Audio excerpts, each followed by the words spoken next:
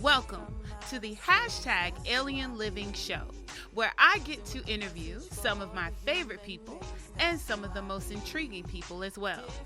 The mission to find out if aliens truly do exist. And if they do, how are they authentically living, intrinsically evolving naturally as an alien? This season's guest, Natasha Spencer-Coley of hashtag Kitchen at Coley Manor. She's going to talk to us about how to be hashtag hood adjacent and also what aspect of being an alien she relates to the most. Enjoy the show.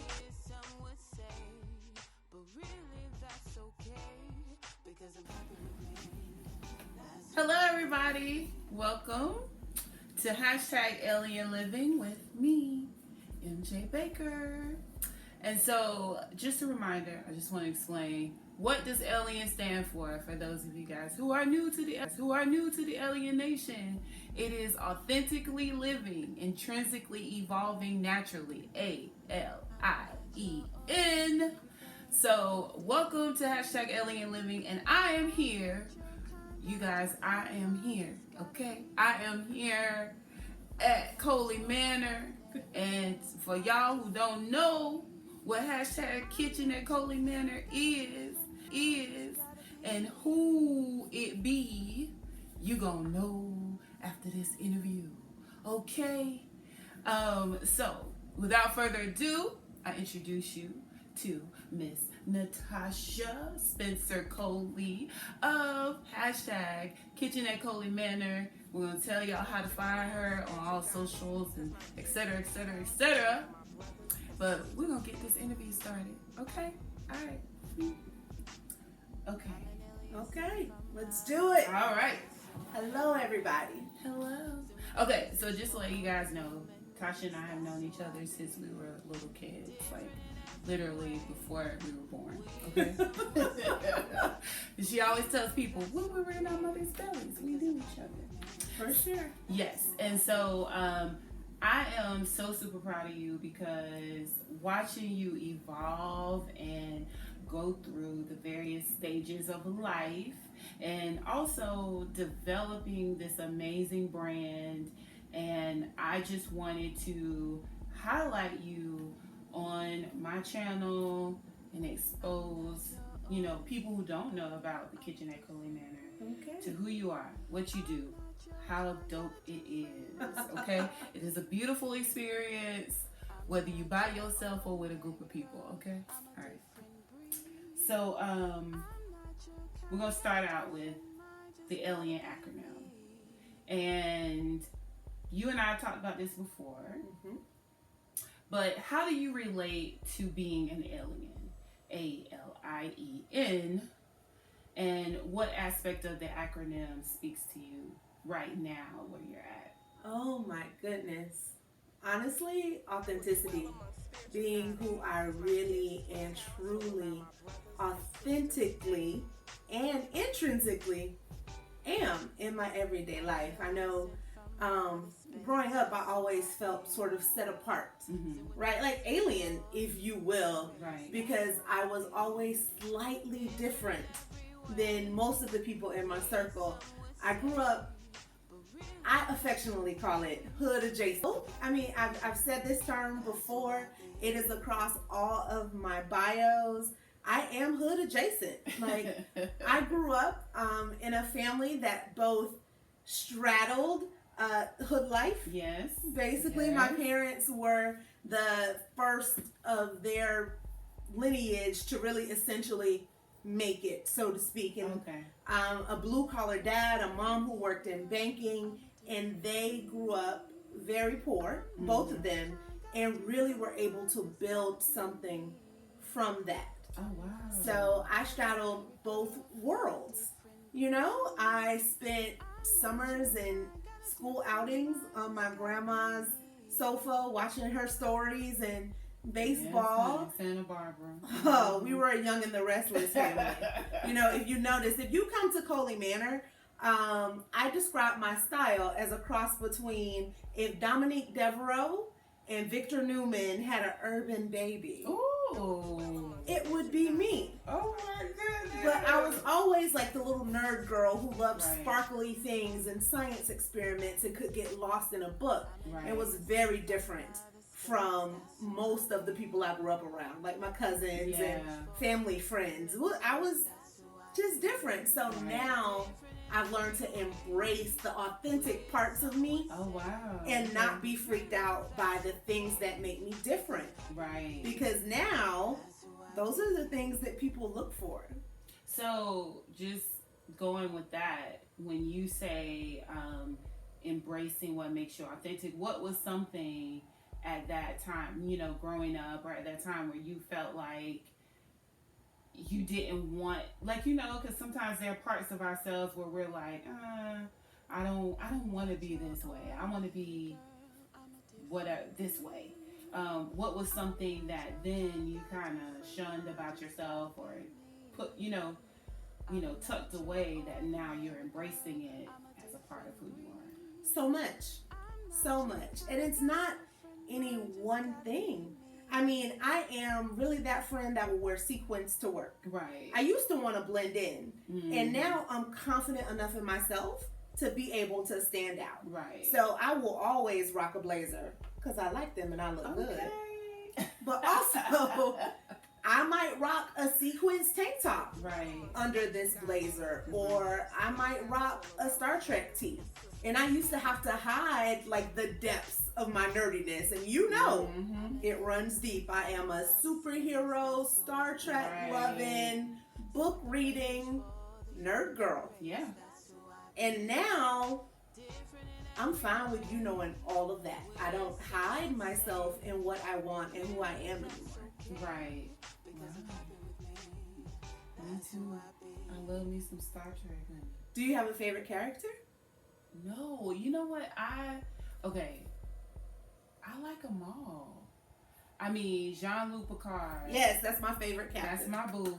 And actually, my brother-in-law, my sister and my brother-in-law got a new dog. It was given to them. And he named the dog Jean-Luc Picard. Yes. The whole Jean-Luc. So when he calls the dog, he's like, Jean-Luc Picard. I'm like, and the dog comes. It's crazy. I love it. So Picard is my favorite captain. Spock is my favorite character of all time. Okay. Because my brain is very logical. So I have one of those things in me that I could be creative but also very logical, and I like things in a linear fashion. Right. I understand things in a way that's different than most people. So if I tell you a specific thing, I mean that specific thing. Right. I don't do nuance well. Right. I am straightforward and kind of deadpan. But I related the most to the science officer Spock. Okay. So would you say with that, do you have a dry sense of humor? Yes. Okay. And a very intellectual sense of humor. Like, I don't like goofy funny. That is not my jam. See, I like dry humor. I find the most inappropriate things funny. Probably the same. I find the most inappropriate things like at moments where you're like, we're at a funeral. And you're laughing at the person's crooked wig. Correct. I can totally relate. Or the person throwing themselves across the casket. Or the pastor that's so hot that he is like, because the church is hot, the AC went out that day. You know what I mean? It's just like a lot running. A lot going on, and I should probably be focusing on family. But I'm not. Things happen. Okay. All right, so we're going to move on. Okay, so I have a lot of questions because I've been studying your TikToks and your videos. So I have a couple questions that I want to ask. Oh, boy. But first, I wanted people to know what is Kitchen at Coley Manor? Like, where did it come from? You know, as much as you can share with us. Okay, so I already told you I'm a nerd girl. Right. So growing up, very close-knit family. When I moved back, I bought a house in my parents' neighborhood. So a house in the neighborhood that I grew up in. But I've always been very introverted, and very few people came to the house. Okay. And so the house became known as the Bat Cave. Batman is also my favorite superhero. When I got the Corvette, then that became the Batmobile. Okay. Right? So you see the theme going there? Right. So then years later, lots of years later, I met the Chocolate Marine. We started dating. We needed more space because we were family planning. Right. And we found this house. And it couldn't be the Bat Cave because we had one of those. Right. And it became Coley Manor, just like Wayne Manor. Wow. Yeah. See, that nerd girl runs super deep. It's deep. I love it.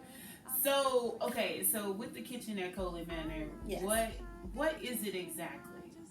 Like when you describe the brand, what is it like for people who don't know?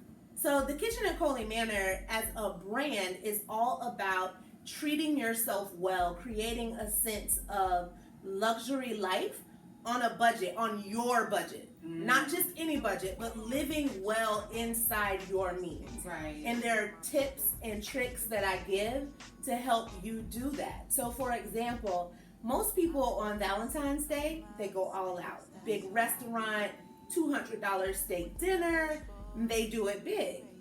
I am not that person. I will buy a $20 really great cut of steak, Right. make lobster mac and cheese, make all of the things that you might have at a $200 meal, Right. but I take my time doing it. It's prepared exactly how I want it.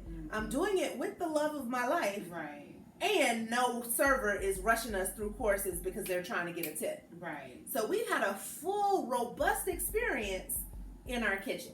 Oh, wow. So for me, it's about real food for your real life, inside of your real budget. Yes. I love it. I like a coin. I like financial security, and for me, that means being able to do the things that I like, and then squirreling some aside for when shenanigans comes up, and you need to have like a spontaneity fun. I plan Right. for the spontaneity. Okay, I like it. I like it. Because I know one thing that I like is that, you're always talking about, oh, do you have leftover sweet potatoes? Do you have leftover chicken? What can we Yes. do with this leftover chicken? What can we make out of these mashed potatoes that, different things like that. So I love that you take those things and The end bits. right, the end bits to teach us how to flip it and different things like that. Because even for me, like, holiday time comes around and I don't take Tupperware. Okay. I used to go have my Tupperware ready, it's stuff. But then I realized after a couple of days, You're tired of it. I'm over it. Mhm. So I just limit myself to say, okay, I'm gonna take a plate home and Yes. or whatever, because I never know what to do with the leftovers. I never know how to turn that around to make it something more interesting for myself. Can I give you a tip for Thanksgiving? Yes, please do. Baby, take the turkey. Get you some turkey, Mhm. a significant portion, including a bone, Mm-hmm. right? Because there are a couple applications. Okay. You can eat turkey, and Right. most people do. You can put it on a sandwich, and it's fine. Mm-hmm. There's nothing wrong with a good turkey sandwich. Okay. However, it could be a pot pie. Ooh. It could be.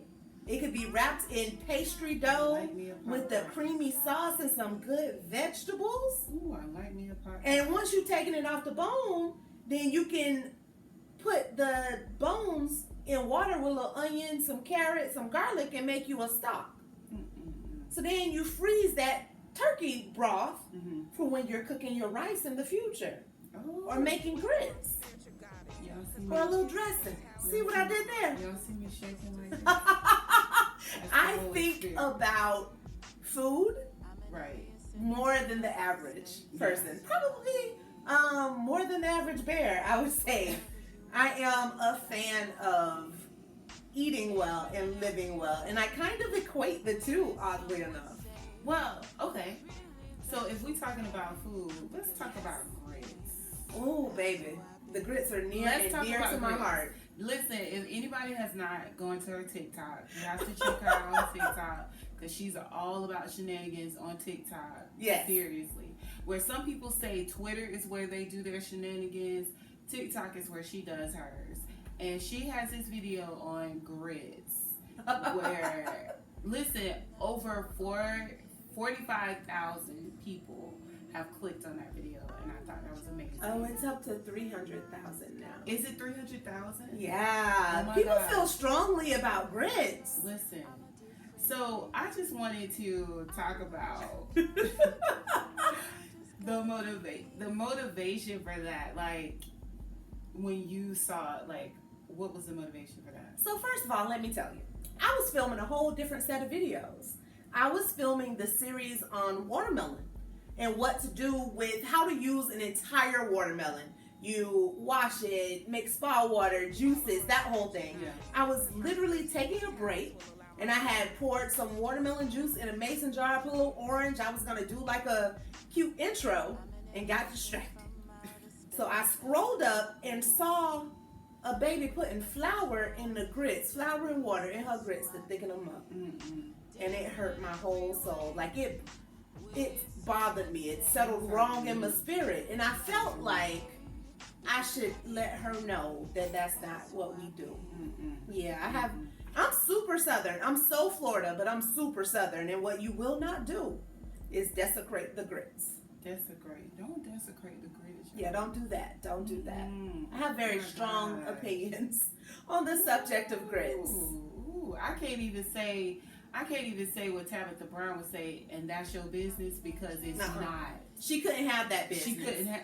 I was gonna help her. It was all of our Do business. not. It was everybody's business. Yes, Everybody we're a should- village. We got to teach these children. Okay, gotta teach them. Mhm. Now you posted this video this week about self-love and being in a toxic work environment, and I know earlier you mentioned that a part of your brand is self-love, and different things like that. So so what steps, or how do you feel like being in a toxic work environment, how would Kitchenette Coley Man, how would Tasha come home and care for herself? So I didn't expect you to go there, but since we're here, honestly, for me, cooking, food is love. Okay. And that logical part of my brain, I can control the outcome of things in my kitchen. Right. I cannot personally control how people are. People Right. are who and how they are. Mm-hmm. So for me, I can only work to control my reactions, do things that help me de-stress, Right. and make sure that I am a person who lives and says what she lives and says. Right. So I'm never going to tell you something that I don't mean.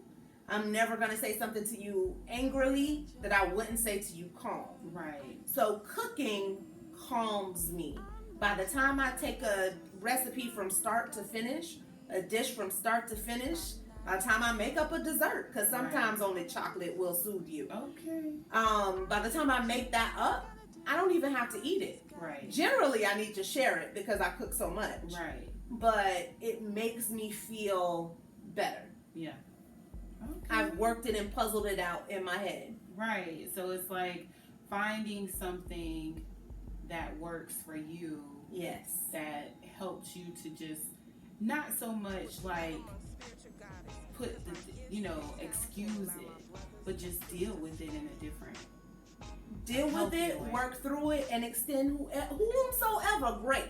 Right. Because a lot of times people will approach you through their lens and their mess. And it has Right. nothing to do with who you Right. really are. Mhm. So for me, chocolate has saved a lot of souls. Okay. Like dessert has saved a lot of words being exchanged. And it works for me. Some people do yoga. I live too much in my head to be able to do yoga. Mhm. I do it in the kitchen. Wow. I think that's beautiful. And see, for me, I do it through music. Mm-hmm. I might write out a poem, or, create, I love that. create something. But if I have to get it, you know, just to express it, to get it out, that sort of thing, that sort of way, you know. So it's the same thing, yeah. Okay, just a different medium. Just a different medium. It's all art. It's all creation. Okay. So so for those of us who, you have hacks, right? Yes. So you do hashtag hacks of life. Okay. Mm-hmm. You need to trademark that. Hacks of life. You take the good, you take the bad. I can't sing. That's not my ministry. I'm The just hacks of life. yeah. I'm gonna be on the food ministry. That's not. I'm not gonna be a songstress today. Well, what is a hack that you can think of that it could be as random as anything? But food related. Food or house, whatever. Okay. To tell you to what? To solve a problem, like a common problem. Any type of hack that you can offer. That first thing pops up in your mind. To clean whites when your whites get dingy. Yes, I need that. So if you wash your whites, and you can wash them with bleach, sometimes they start to look a little yellow. There's a product called bluing agent. Okay. You put a capful in your laundry, and it makes your whites look bright again. Ooh. I know that's not food related. No. But that is, it will save your clothing. Oh, wow. Okay. And that's part of living well, because now we've saved you some coins. You don't have to buy more. You saved me some coins. Yeah. Bluing agent. It's a laundry thing. It's like $4 or $5 for a bottle, and you just use a little bit. Okay. That's why hotel whites look white. You're welcome. Thank you. Also, cook your grits with milk. Yes. And there's no such thing as a quick grit. So no, they be they lie to you. We won't go there. But now you have a hack and a kitchen secret. You have both of those things. They lie. I can't even tell you how many. One time I tried to do me a quick grit. No, that's not a real thing. Chewing the grits. Oh, and I ask people in restaurants, how southern are your grits? Like, that's a thing. And if it's not, then I just won't order grits. I'm going to have, like, eggs. I'm going to have an omelet. But I won't get grits. Oh, my gosh. Well, Tasha, I have really enjoyed this time with you. And I could talk to you about everything for hours. For hours, for sure. And seriously, y'all, I'm not making this up. But tell us where we can go follow you. Okay. Because, well, one more question. Because you are so heavy on social media, and being that you stated you are an introvert. I am so introverted. What was the moment, like what was it where you said, oh, I can make this my home, like this is my stage? Like what was it that made you say, okay, I can go and do a live, or I can do this and do that and feel comfortable with that? Honestly, I am most comfortable. I am in my element, in my own skin, in my kitchen. Okay. I know how to make something out of nothing. Mm-hmm. And I feel very strongly that there is an art being lost to not being able to sit in the kitchen with your aunties and your grandmas and your uncles and really soak up that knowledge and talk not just about food, but about everyday life while you're learning a skill to prepare yourself for life. Yeah, like I don't want to raise a generation of kids who have to eat out. Yeah. Right? That's good. Because you learn so much around not just the kitchen table, but just working out problems with your granny. Yeah. Like my grandma and I had the best kitchen conversations. And not about recipes. Right. But like real talk, real life kitchen conversations. Right. I won't bore y'all. Some of them are hilarious because Southern ladies are often entertaining. Very. My mother is one. Baby. But it's just something about the magic of feeding people and talking to them. And we all eat. That's the one thing that everybody does. We have it in common. Yeah. You need nourishment. And I just think in the kitchen, prayerfully in my kitchen especially, people find true nourishment. Friendship, that's focus, good. Conversation themselves. And again, a little chocolate never hurt. A good pot of grits a conversation over a pot of grits and some coffee or a mimosa, that's a life well lived. Listen, you guys, my first time in Coley Manor, I think I was here for like 5 hours. I was only supposed. I was supposed to come to drop her off some spices or something, and she made some coffee, honey, and we just started talking. Next thing I know, it was like 4 or 5 o'clock in the afternoon. Yes, and so for me, I will say this is not necessarily a hack, Right. but just the way that I live. So this is the house. You can always come, and there will always be coffee, sweet tea, and lemonade or limeade, because the South. Right. But I keep my pantry stocked. I always have grits on hand, and there's either shrimp or fish in the freezer, because you never know when you have to make an emergency meal, and that is a go-to. So find you one meal that you absolutely love that you can nail every single time, and then when you have a pop-up guest or when you have people that you love, Right. cook that.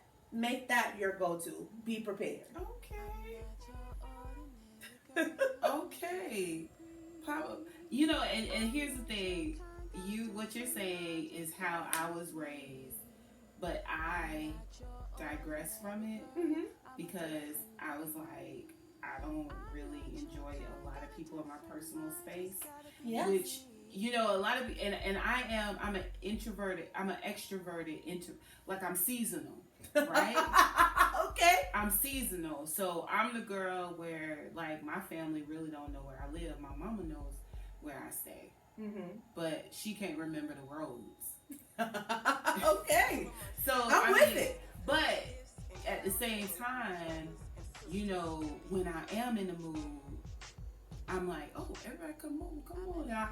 But I'm the one that's running to go get, like, I'm gonna have all the seasonings. Okay. But then I have to cook when I get there? But no, I'm gonna have the seasonings, but I'm gonna have to go, like how you said, you're gonna have your fish and your chicken. In the freezer already. Already. See, I'm gonna have to go get that. Okay. Because I only shop for myself. I can dig it. So but the way that you are, my mother shops in preparation for her grandchildren and her children. Yes. I'm an old soul in that way. Right. So when you go over there, it's like if you a vegetarian or you got a special diet, you out of luck. Oh. You out of luck, but she gonna make you a mean pork chop. She gonna make you some steak or some liver or something like that. So I always go over there and eat beforehand. And then I take stuff home. My freezer is full of food that I am not gonna eat. Oh no! Because of some of the things that she puts in. My mother is the kind, like, pork chops. You don't need to put oil on them, but she still douses it. Oh, she gonna smother a pork chop with some oil. Yeah. She's still gonna cook it with oil. And when I told her pork creates its own fat, she don't care.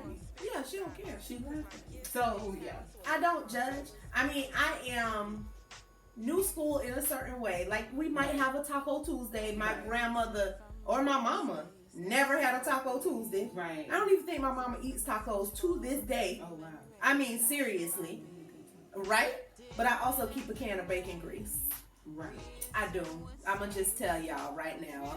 I'm that level of Southern. I have reached complete auntiedom in my house. But you have to have I believe in that bacon grease. You do. I mean, now when vegetarians come over, I don't use it. When people who don't eat pork come over, then I'll cook with ghee as opposed to bacon fat. Or if it's a vegetarian dish, then I'll use an olive oil. Right? Or a coconut oil. Because I respect people's culture, dietary needs, sensitivities. I'm allergic to mushrooms. The one and only thing that I cannot eat, like I have citrus sensitivity. Right. But if I expect people to never feed me a mushroom, then I will respect how you eat as well. Okay, you reap what you sow. That's what that is. Okay. Look, I'm gracious, babe. I believe in putting the most good in the world. I love it. But I will tell you, I'm kind, but not nice. Like, I am always very kind. But see, kindness is a godly thing. Niceness is a people It's for thing. show. I feel like thing. niceness is for show. It's fake. It's fake. Yeah. So, Okay, so tell us, how can we find you? What are your socials? Okay. Etc. So Instagram is Life at Coley Manor, and that's because it is cooking, it's crafting, it's STEM, it's DIY, it's cost saving tips, living budget luxury. Love it. TikTok is Kitchen at Coley Manor, and that's because that's mostly like me having fun in my kitchen. I post videos for food, drinks, cocktails, sometimes sage advice from the kitchen, and there's a lot of dancing going on. On the Instagram is where you'll find full videos. There are full series on the IGTV. There is Cocktails with the Coleys, and there's also like the Kitchen at Coley Manor series where I do actual food. There's also food on the road, so whenever we travel, I try to go visit mom and pop or small or black-owned restaurants. Okay, yeah, I've seen those. I love it. Well, you guys, thank you so much for being here at the Coley Manor with me, and I hope you guys have learned a lot from the conversation and from the questions. Please go follow her, and we will see you again. Bye. Be brilliant. I'm an alien sent from outer space. That's who I be. Sent with a message for the